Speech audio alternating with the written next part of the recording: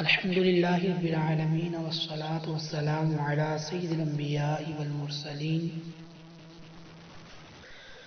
اما بعد فاعوذ باللہ من الشیطان الرجیم بسم اللہ الرحمن الرحیم قال اللہ تبارک و تعالی فی القرآن المجید والفرقان الحمید۔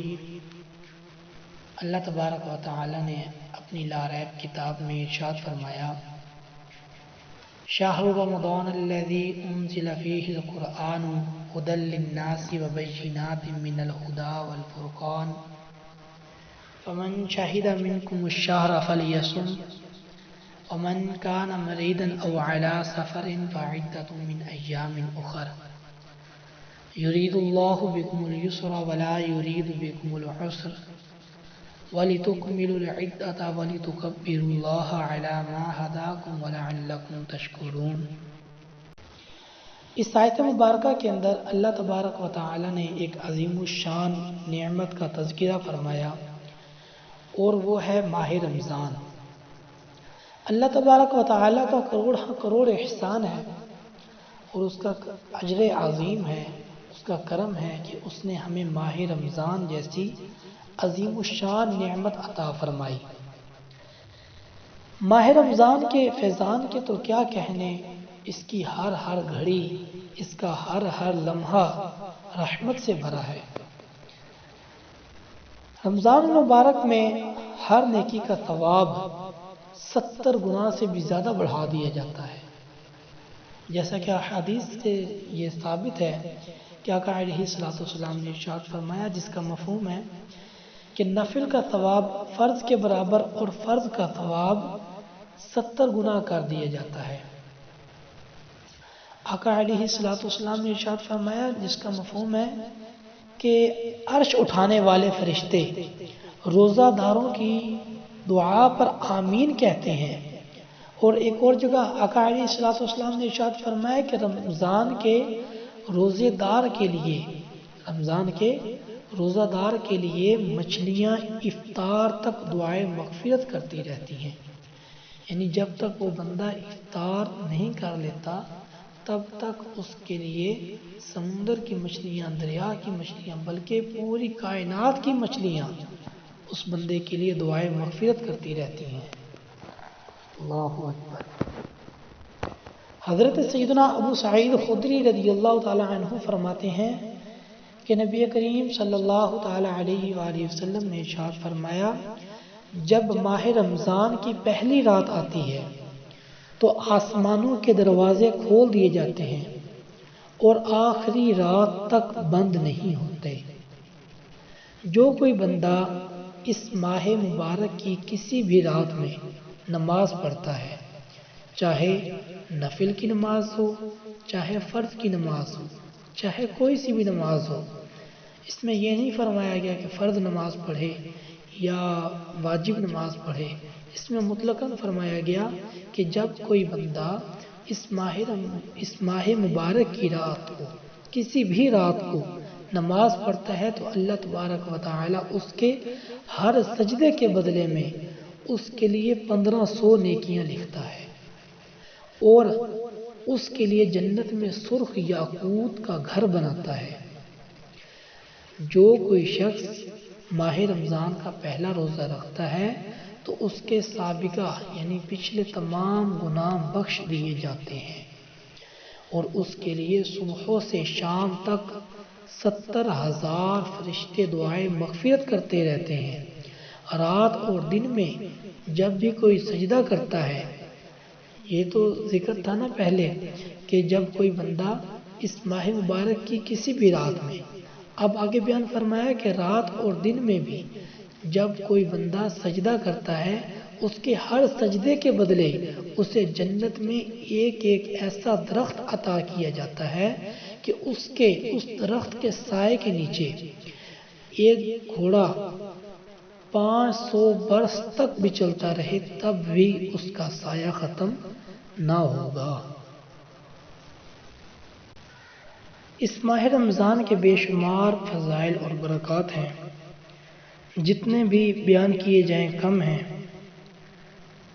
حضرت سیدنا جابر بن عبداللہ رضی اللہ تعالی عنہ فرماتے ہیں کہ نبی کریم صلی اللہ تعالی علیہ وآلہ وسلم نے ارشاد فرمایا، میری امت کو ماہ رمضان میں 5 چیزیں ایسی عطا کی گئی ہیں جو مجھ سے پہلے کسی نبی کو نہ ملی۔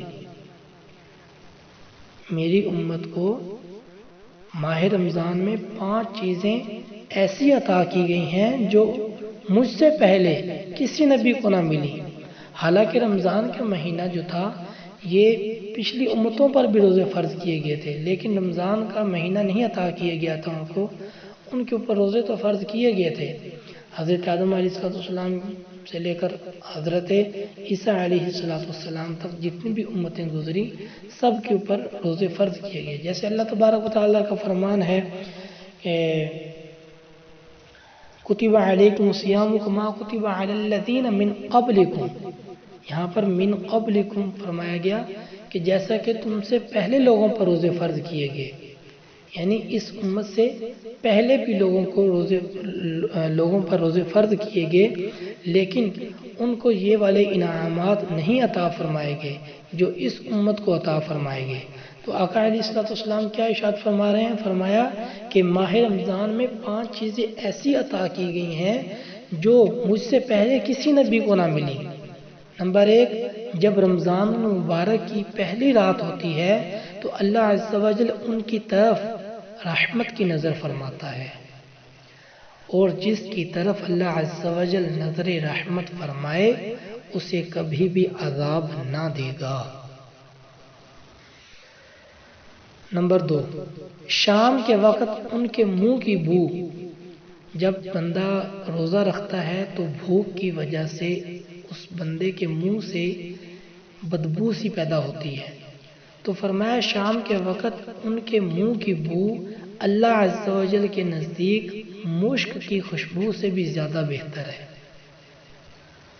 نمبر 3، فرشتے ہر رات اور ہر دن ان کے لیے مغفرت کی دعائیں کرتے رہتے ہیں۔ نمبر 4، اللہ تبارک و تعالی جنت کو حکم فرماتا ہے میرے نیک بندوں کے لیے مزین یعنی آراستہ ہو جا، ان قریب وہ دنیا کی مشقت سے میرے گھر اور میرے کرم میں راحت پائیں گے۔ نمبر 5، جب ماہ رمضان کی آخری رات آتی ہے تو اللہ تبارک و تعالی سب کی مغفرت فرما دیتا ہے۔ جب آقا علیہ السلام یہ بیان فرما رہے تھے تو صحابہ اکرام میں سے ایک شخص، ایک صحابی رضی اللہ تعالی عنہ کھڑے ہو کر آقا علیہ السلام کی بارگاہ میں عرض کیا، کیا یا رسول اللہ صلی اللہ تعالی علیہ وآلہ وسلم، یہ جو آپ نے آخری والا جملہ فرمایا کہ ماہ رمضان کی آخری رات آتی ہے تو اللہ تبارک و تعالیٰ سب کی مغفرت فرما دیتا ہے، کیا وہ رات لیلۃ القدر ہے؟ ارشاد فرمایا نہیں۔ کیا تم نہیں دیکھتے کہ مزدور جب اپنے کاموں سے فارغ ہو جاتے ہیں تو انہیں اجرت دی جاتی ہے، یعنی جیسے ہی ماہ رمضان کا مہینہ ختم ہوگا اللہ تبارک و تعالی جو روزہ رکھنے والے ہوں گے ان کے اللہ تبارک و تعالی ان کو اجرت عطا فرمائے گا، اور وہ اجرت کیا ہوگی؟ ان کی مغفرت فرما دی جائے گی۔ سبحان اللہ۔ حضرت سیدنا سلیمان فارسی رضی اللہ تعالی عنہ فرماتے ہیں کہ محبوب رحمان سرور ذیشان رحمت عالمیان مکی مدنی سلطان صلی اللہ تعالی علیہ وآلہ وسلم نے ماہ شعبان کے آخری دن بیان فرمایا، شعبان کے آخری دن فرمایا، اے لوگو تمہارے پاس عظمت والا برکت والا مہینہ آیا، وہ مہینہ جس میں ایک رات ایسی بھی ہے جو 1000 مہینوں سے بہتر ہے۔ اس ماہ مبارک کے روزے اللہ عز و جل نے فرض کیے اور اس کی رات میں قیام کرنا سنت ہے۔ جو اس میں نیکی کا کام کرے تو ایسا ہے جیسے اور کسی مہینے میں فرض کام کیا، اور اس میں جس نے فرض ادا کیا تو ایسا ہے جیسے اور دنوں میں 70 فرض ادا کیے۔ یہ مہینہ صبر کا ہے اور صبر کا ثواب جنت ہے، اور یہ مہینہ غمخواری اور بھلائی کا ہے۔ اور اس مہینے میں مومن کا رزق بڑھا دیا جاتا ہے۔ جو اس میں روزہ دار کو افطار کرائے اس کے گناہوں کے لیے مغفرت ہے، اور اس کی گردن آگ سے آزاد کر دی جائے گی، اور اس افطار کرانے والے کو ایسا ہی ثواب ملے گا جیسا کہ روزہ رکھنے والے کو ملے گا۔ اس کے اجر کے اندر سے بھی کوئی کمی نہ کی جائے گی۔ جب آقا علیہ الصلوۃ والسلام نے یہ فضائل بیان فرمائے تو کچھ صحابہ کرام کھڑے ہو گئے اور انہوں نے عرض کی کہ یا رسول اللہ صلی اللہ تعالیٰ علیہ وآلہ وسلم، ہم میں سے کچھ اشخاص وہ بھی ہیں جن کے پاس اتنی رقم نہیں، غریب ہیں کہ کسی کا روزہ افطار کروا دیں یا کسی کو سحری کروا دیں، تو ہمارے پاس اتنی دولت تو نہیں۔ تو آپ علیہ الصلوۃ والسلام نے ارشاد فرمایا، اللہ تبارک و تعالی یہ ثواب اس شخص کو دے گا جو ایک گھونٹ دودھ یا ایک کھجور یا ایک گھونٹ پانی سے روزہ افطار کروائے، اور جس نے روزے دار کو پیٹ بھر کر کھلایا اس کو اللہ تبارک و تعالی میرے حوض سے پلائے گا کہ کبھی پیاسا نہ ہوگا۔ جس نے وہاں سے پی لیا وہ زندگی بھر کیا، بعد میں قیامت تک کبھی بھی پیاسا نہ ہوگا، یہاں تک کہ جنت میں داخل ہو جائے گا۔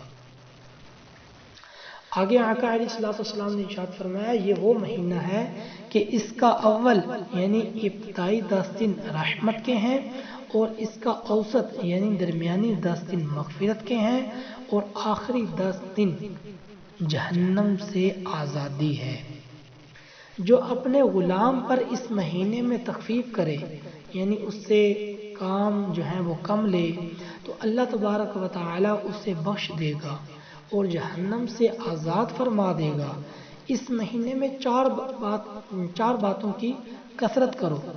آقا علیہ الصلوۃ والسلام نے ارشاد فرمایا، اس مہینے کے اندر 4 باتوں کی کثرت کرو، ان میں سے 2 ایسی ہیں جن کے ذریعے تم اپنے رب عز و جل کو راضی کرو گے، اور بقیہ 2 سے تمہیں بے نیازی نہیں ہے۔ یعنی یہ نہ سمجھنا کہ تم 2 کے اوپر عمل کرو گے اور 2 کو چھوڑ دو گے، بلکہ نہیں، تم اپنے رب عز و جل کو 2 کے ساتھ راضی کرو گے اور 2 سے تمہیں بے نیازی نہیں ہے۔ وہ 2 باتیں کون سی ہیں؟ فرمایا وہ 2 باتیں جن کے ذریعے تم اپنے عز و جل کو رب عز و جل کو راضی کرو گے وہ یہ ہیں۔ پہلی بات، لا الہ الا اللہ کی گواہی دینا کہ اللہ کے سوا کوئی عبادت کے لائق نہیں سوائے اللہ کے، اللہ ہی عبادت کے لائق ہے، اس بات کی گواہی دینا۔ دوسرا ارشاد فرمایا کہ استغفار کرنا، کثرت سے استغفار کرنا۔ جبکہ 2 باتیں جن میں تمہیں غنا یعنی بے نیازی نہیں ہے وہ یہ ہیں کہ اللہ تعالیٰ سے جنت طلب کرنا۔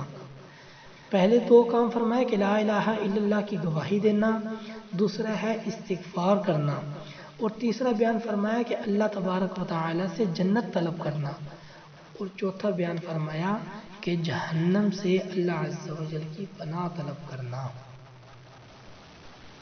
ان 4 کاموں کو کثرت سے کرنا اسی مہینے کے اندر، اللہ تبارک و تعالی ہمیں ان کے اوپر عمل کرنے کی توفیق عطا فرمائے اور اس مہینے کی زیادہ سے زیادہ برکتیں لوٹنے کی توفیق عطا فرمائے۔